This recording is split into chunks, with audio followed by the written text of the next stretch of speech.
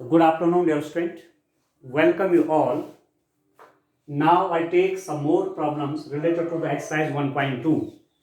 मेरे पास फंक्शन है f(x) = x cube f such that n map down n. ये function है. अब आपको दिखाना है कि एक आच्छादक है कि नहीं है. तो ये फंक्शन आपका है f(x) = x क्यूब. कहां से कहां परिभाषित है? ये आपका परिभाषित है नेचुरल नंबर से नेचुरल नंबर के सेट में परिभाषित है.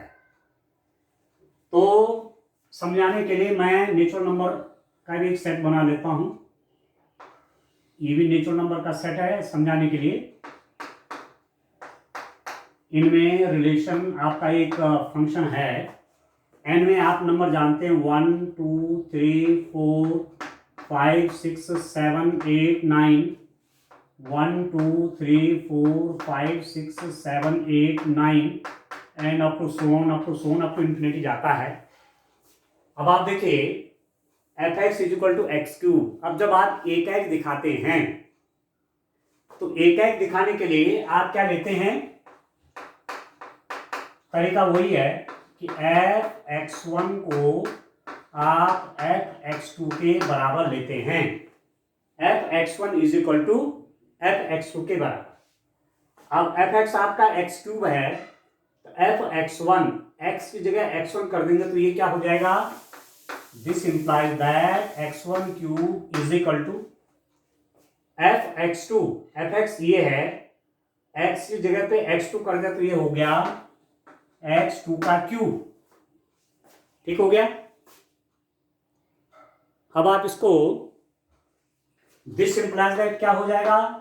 दोनों तरफ का क्यूब हटा दीजिए आप तो आप लिख देंगे x1 = x2. ठीक हो गया.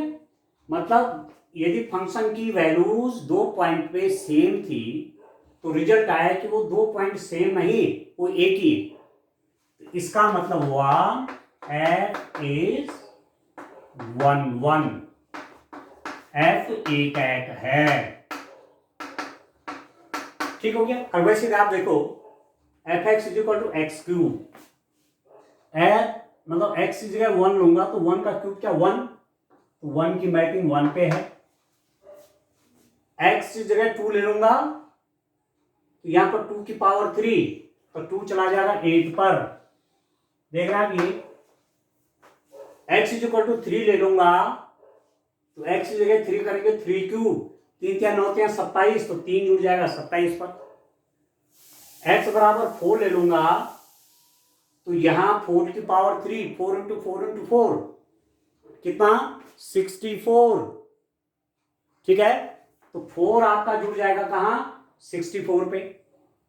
तो आप ये देख रहे हैं कि जो भी एलिमेंट आप यहां के लेते हैं और उसका क्यूब करते हैं, क्यूब मतलब उसको उसी से गुणा करना. जैसे 2 का क्यूब का मतलब क्या हुआ 2 × 2 × 2 2 × 2 × 2. ठीक है. यहां आप जो भी संख्या लेते हैं उसका क्यूब जब करेंगे तो यहां मुझे एक संख्या मिल जा रही है. मतलब यहां के प्रत्येक एलिमेंट का यहां इमेज है, प्रतिबिंब है. Every element of domain set has a image in codomain set. Domain set के प्रत्येक एलिमेंट का कोडोमेन सेट में इमेज है. मतलब इसका हर एलिमेंट यहां जुड़ा हुआ है. तो सीधे से तो वैसे भी आप देख रहे हैं f आपका एक हो गया. एक है मतलब एक का एक पे.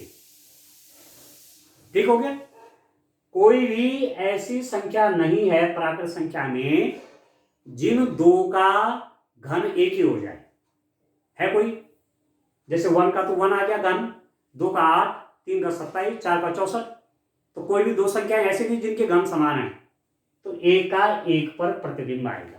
तो ये और तरीका ये है करने का. आप लिख दे f is 1 1. f आपका एक है. अब बात ये आती है कि f हमारा आच्छादक है या नहीं. f आच्छादक है या नहीं. आच्छादक का मतलब होता है कि यहां का प्रत्येक एलिमेंट यहां के किसी न किसी एलिमेंट से जुड़ा हुआ है. यहाँ का एलिमेंट, यहाँ का प्रत्येक एलिमेंट यहाँ किसी न किसी एलिमेंट से जुड़ा होना चाहिए। ठीक हो गया? यहाँ का प्रत्येक एलिमेंट यहाँ किसी न किसी से जुड़ा होना चाहिए। मतलब यहाँ कोई एलिमेंट ऐसा नहीं होना चाहिए जो यहाँ के एलिमेंट से संबंधित नहीं है। मतलब यहाँ के हर एलिमेंट यहाँ के किसी न किसी एलिमेंट की छाया होनी चाहिए। तो अब आप देखिए, मैं लेता हूं 3 या मैं लेता हूं 2 या मैं लेता हूं 4 या मैं लेता हूं 5, माना आपने 4 लिया, तो किस प्राकृतिक संख्या का घन 4 है? ऐसी कोई प्राकृतिक संख्या है जिसका घन 4 है? आप कहेंगे नहीं है। No any natural number has the cube 4। कोई प्राकृतिक संख्या ऐसा नहीं है जिसका घन 4 हो। No any one natural number has cube 5। किसी भी प्राकृतिक संख्या का घन 5 नहीं होता। ये सब छूट गए, इन पर किसी की मैपिंग नहीं है। 2 3 4 5 6 7 फिर 9 11 12 13 14, ये सब छूटे तो रहे हैं। तो ये आपका आच्छादक नहीं है। अब लिखेंगे कैसे? टेकिंग, कोई नंबर लेता हूं y is equal to 5 which belongs to n, n मतलब कोडोमेन। ठीक है? सह प्रांत, मैंने क्या ले लिया? सह प्रांत का एक एलिमेंट ले लिया। सह प्रांत, ये 5 जो एलिमेंट है सह प्रांत का एलिमेंट है। तो आप लिखेंगे सह प्रांत 5, सह प्रांत 5, ठीक है? सह प्रांत 5 प्रांत डोमेन, प्रांत के किसी भी अवयव का प्रतिबिंब नहीं है। प्रतिबिंब नहीं है। ठीक है? सह प्रांत का जो अवयव 5 है वो प्रांत के किसी भी एलिमेंट का प्रतिबिंब नहीं है। ठीक है? आप लिखेंगे the element 5 belongs to n codomain is not the image of any element of domain set. So जब एक 5 किसी की इमेज है ही नहीं तो छूट गया। इसका मतलब क्या हुआ? So f is not onto, इसलिए f आच्छादक, आच्छादक मतलब ऑन टू नहीं। ठीक है? f आपका एक तो है परंतु आच्छादक नहीं है। तो ये आप लास्ट में आंसर लिख देंगे। इसका आंसर आप इस रूप में लिख देंगे, f इज f एक है परंतु आच्छादी नहीं। f is 1 but not on to.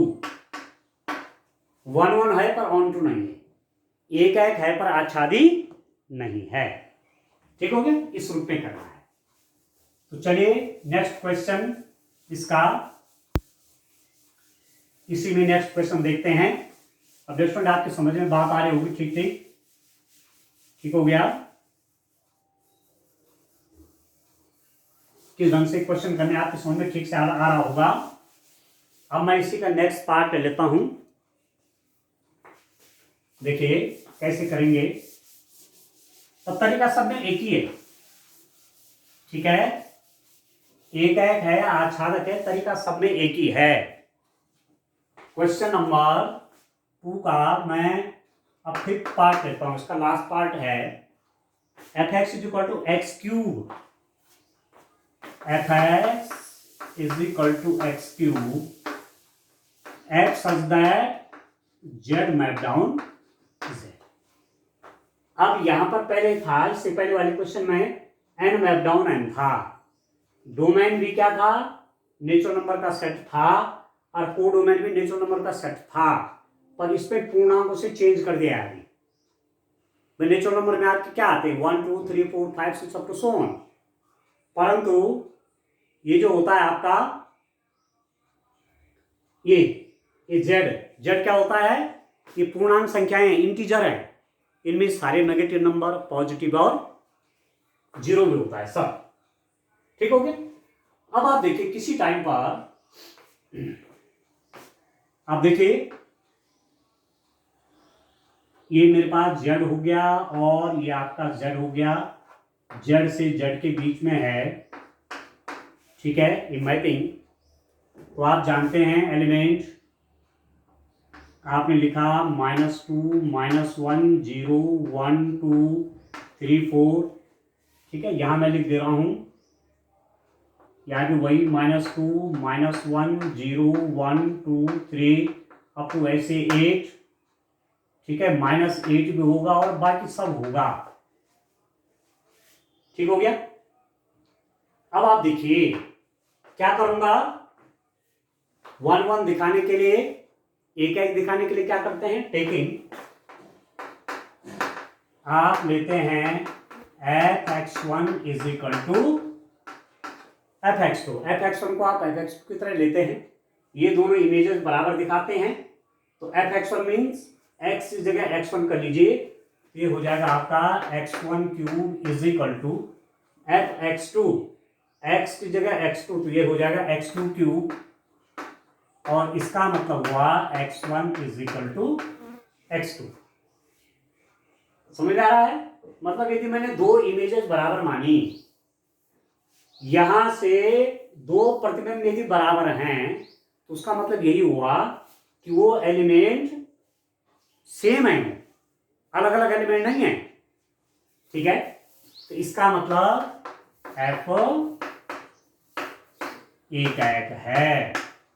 और वैसे भी आप देखिए -1 का क्यूब, ठीक है, f -1 का क्यूब, f -1 कितना हो जाएगा, -1 का क्यूब का मतलब हुआ -1 into -1 into -1 minus minus plus 1 और एक फिर माइनस, तो -1 आ गया, देखो f -1 आपका -1 आया, ठीक है।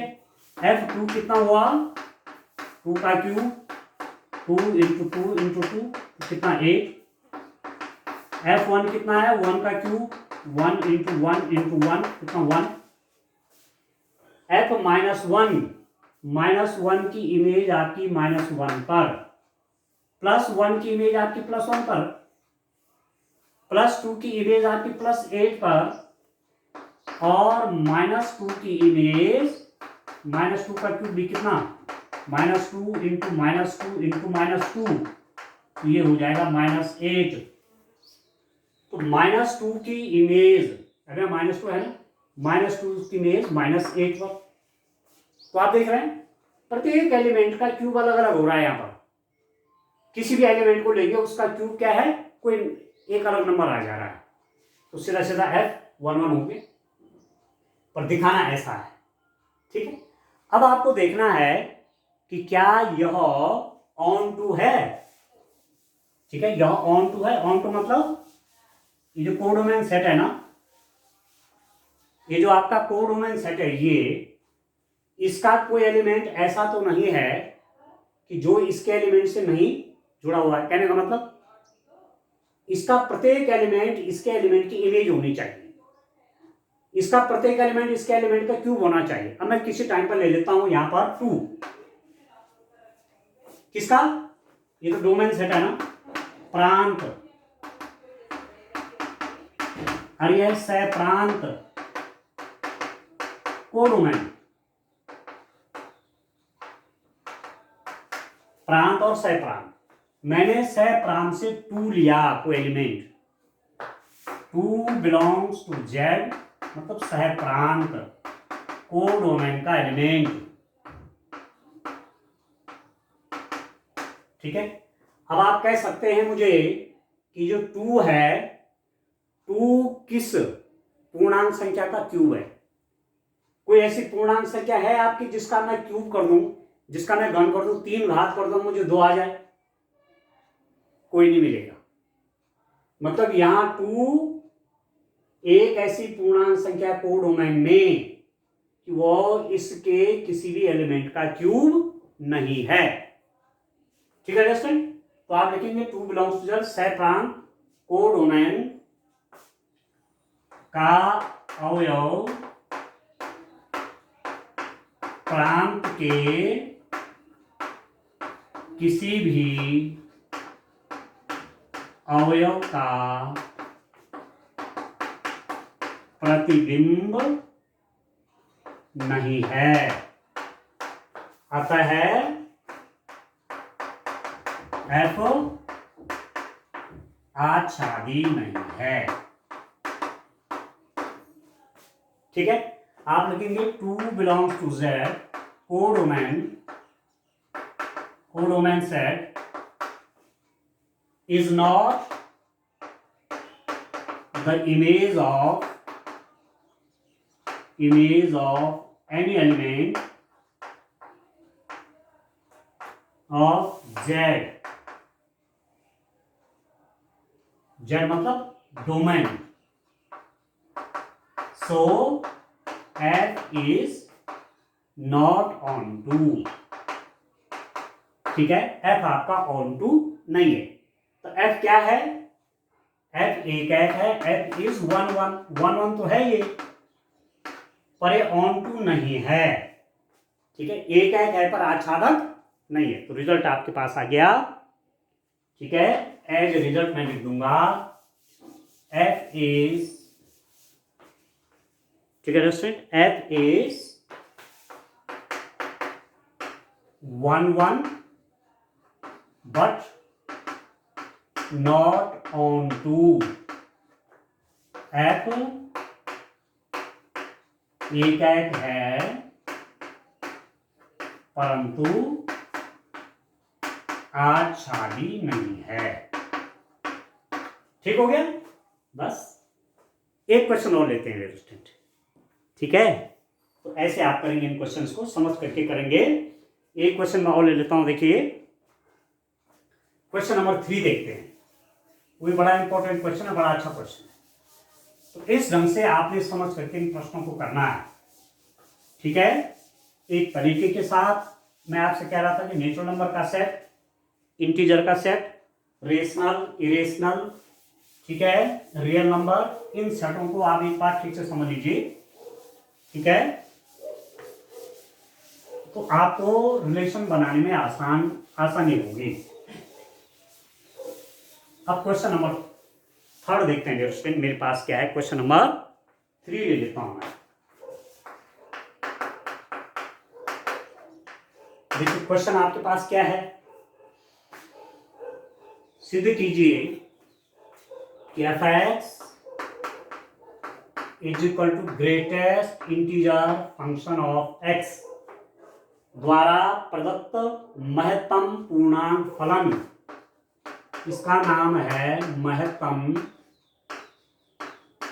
आप नोट करते रहिए साथ साथ, महत्तम पूर्णांक फलन, greatest integer function, greatest integer function, greatest integer function किसके बीच डिफाइंड है? f such that r map down r, r means set of real, वास्तविक संख्याओं के समुच्चय में है ये, ना एकाकी है ना आच्छादक है, जहां ग्रेटेस्ट इंटीजर फंक्शन x से कम या उसके बराबर महत्तम पूर्णांक को निरूपित करता है। ठीक हो गया, prove that the greatest integer function f such that r map down r given by f(x) is equal to greater integer function of x is is neither 1 1 nor on 2। ठीक है, अभी आपको दिखाना है ना तो एकाकी है और ना आच्छादक है, नीदर 1 1 नॉर ऑन 2, न तो एकाकी ना आच्छादक है, ये दिखाना है आपने। किसमें? आर से आर में, रियल नंबर के सेट से रियल नंबर के सेट में। ठीक हो रहा है?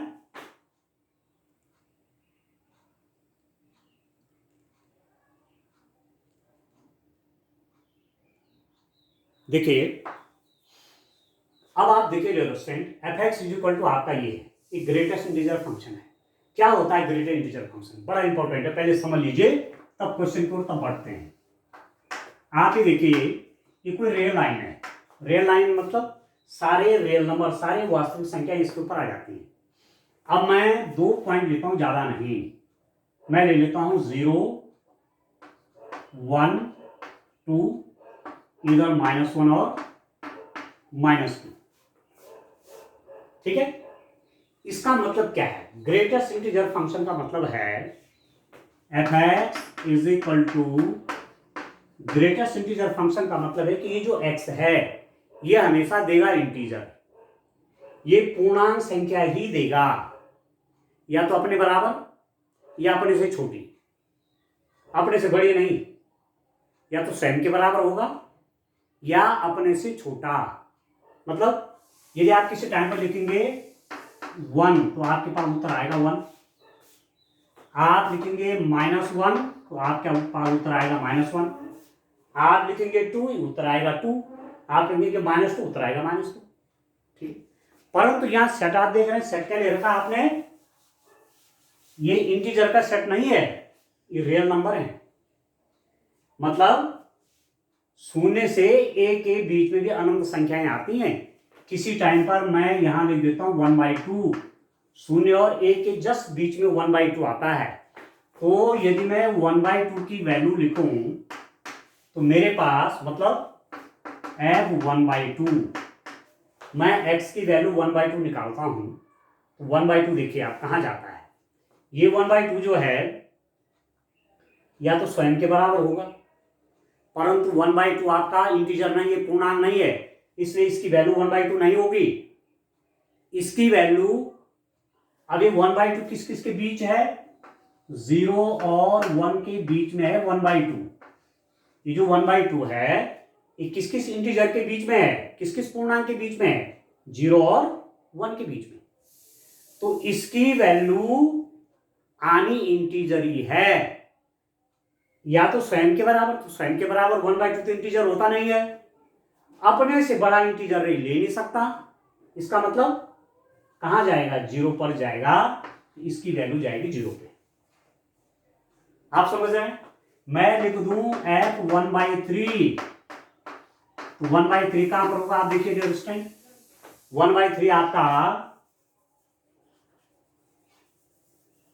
थोड़ा और इधर हो जाएगा 1/3 यहां पर, तो मैं यहां पर 1/3 लिख दूं तो 1/3 भी 0 और 1 के बीच में है। तो जब इसका ग्रेटर इंटीजर फंक्शन लूंगा 1/3 का, तो 1/3 तो इसकी वैल्यू होगी नहीं। किस किस इंटीजर के बीच में पड़ रहा है? 0 और 1 के बीच में, अपने से बड़ी वैल्यू हो नहीं सकता, तो कहां जाएगा? ये भी 0 पर। अब आप देख रहे हैं बड़ा इंटरेस्टिंग, यहां आप देखेंगे, यहां ठीक है f 1/2 इज इक्वल टू 0, ठीक है, f 1/3 is equal to 0। This implies that f 1/2 is equal to f 1/3 is equal to 0, but लेकिन 1/2 इज नॉट इक्वल टू 1/3। कितना इंटरेस्टिंग रिजल्ट आ गया। 1/2 का प्रतिबिंब भी 0 पर है, 1/3 का प्रतिबिंब भी 0 पर है, पर 1/2 1/3 के बराबर नहीं है। तो ऐसी स्थिति में क्या होता है? f एकाक नहीं है, f इज नॉट 1 1। 1 1 समझ रहे हैं आप? एक का एक पर, यहां पर क्या हुआ? 1/2 की इमेज भी 0 पे गई और 1/3 की इमेज भी कहां गई? 0 पे गई। डोमेन सेट के डोमेन के दो एलिमेंट की इमेज यहाँ एक ही एलिमेंट पे चली गई तो 1 1 कहाँ हुआ, ये तो बहु एक हो गया। ठीक है, और उदाहरण देता हूं, देखिए इसको ठीक से समझ लीजिए। अब मैं अभी तुम्हें पॉजिटिव का उदाहरण दे रहा था, चलो मैं यहां दे देता हूं एक उदाहरण। 1 और 2 के बीच में, 1 और 2 के बीच में आपका 1.5 आता है, कहीं पर नहीं आता है। 1 और 2 के बीच में तो होता है 1.5, तो f 1.5 कितना होगा रेस्टेंट, देखिए 1.5 आप देखिए, तो 1.5 आपका इंटीजर नहीं है, दशमलव संख्याएं पूर्णांक नहीं होती, ये इंटीजर नहीं है, इसलिए इसकी वैल्यू ये तो होगी नहीं। अब 1.5 कहां पड़ रहा है, आप देखिए 1 और 2 के बीच में है 1.5,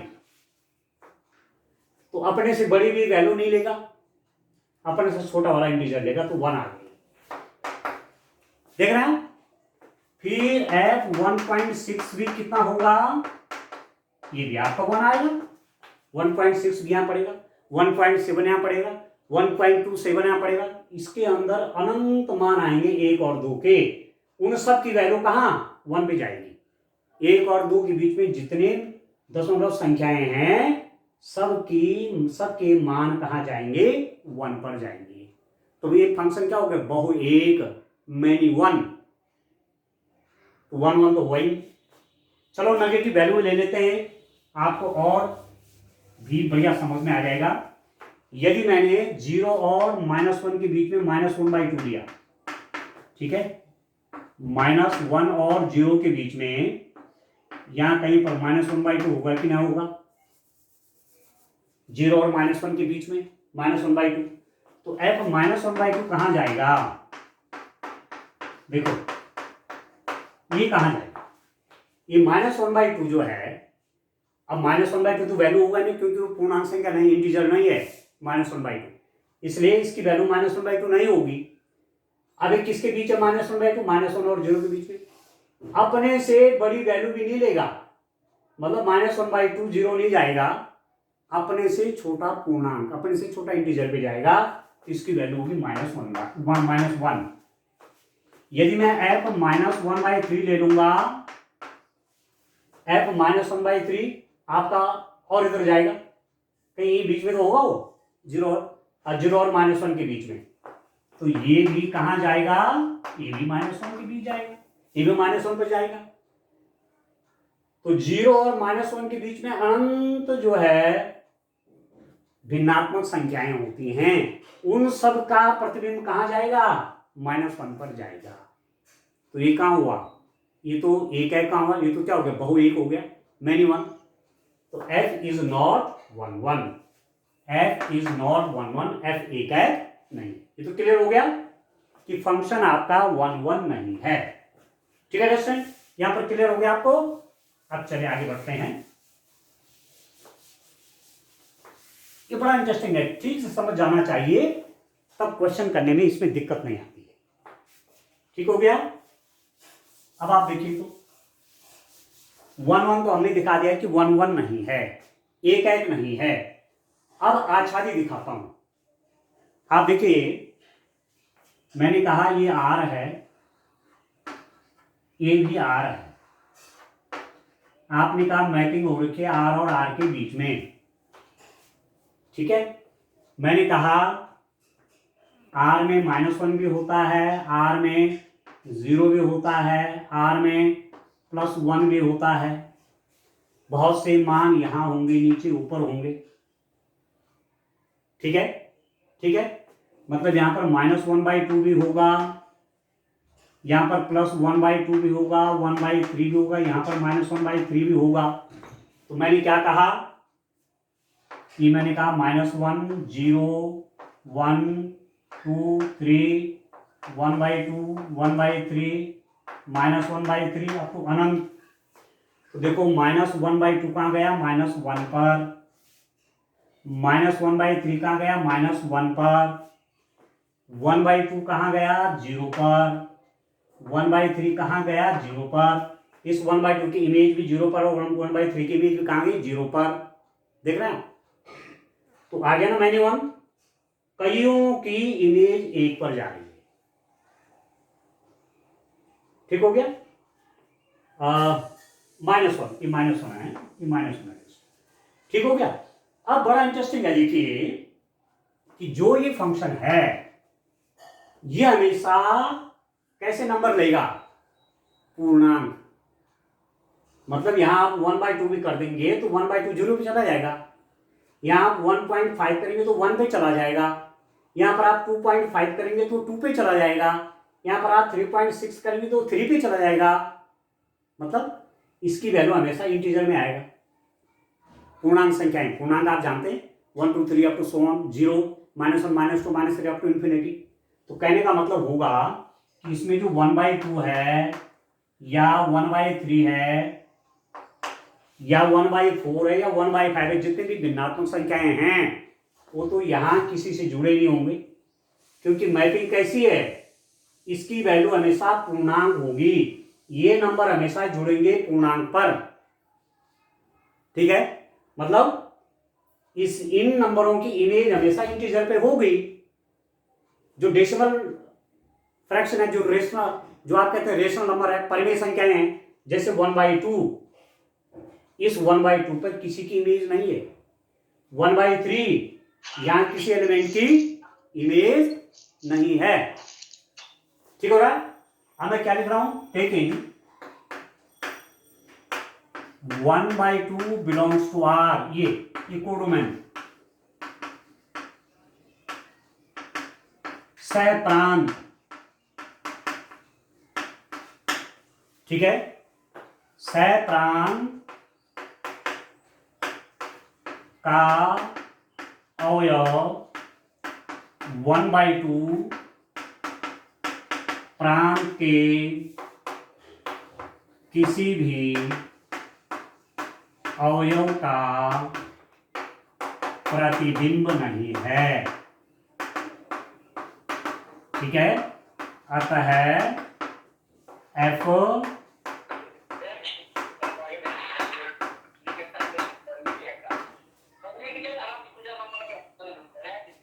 आच्छादी नहीं है। आप लिखेंगे the element 1/2 belongs to codomain R is not the F image of any element of domain set. So F is not onto, F onto नहीं है। आप समझ गए ठीक से? आप समझ गए कि इसके एलिमेंट केवल जो पूर्णांक हैं, जो इंटीजर हैं, पूर्णांक आप जानते हैं, वही इसके एलिमेंट की छाया है, प्रतिबिंब हैं। बाकी जितने फ्रैक्शनल नंबर हैं, चाहे -1/2 है, चाहे -1/3 है, चाहे +1/2, चाहे +1/3 है, वो इनमें किसी की इमेज नहीं है। तो यहां तो बहुत से एलिमेंट छूट गए। तो जब छूट गए तब ये आच्छादक नहीं हुआ।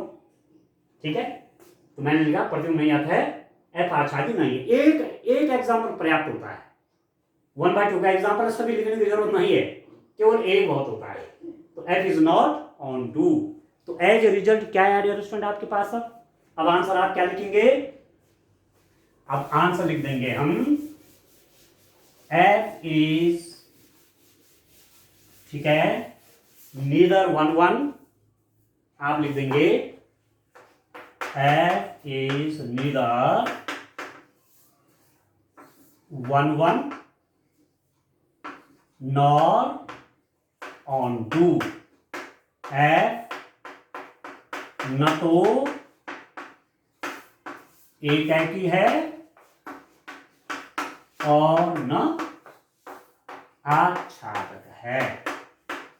बस ये जो ग्रेटेस्ट इंटीजर फंक्शन है, this function is not 1/1 nor on to.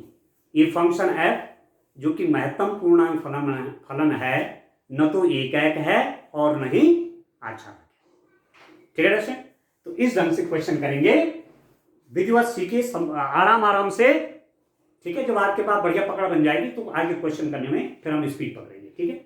आज के लिए इतना काफी है, थैंक यू। जरा अटेंडेंस भी ले लेंगे बच्चों की, जरा है इसमें 9 बच्चे जुड़े हुए हैं, अटेंडेंस जरूर ले लेंगे जरा।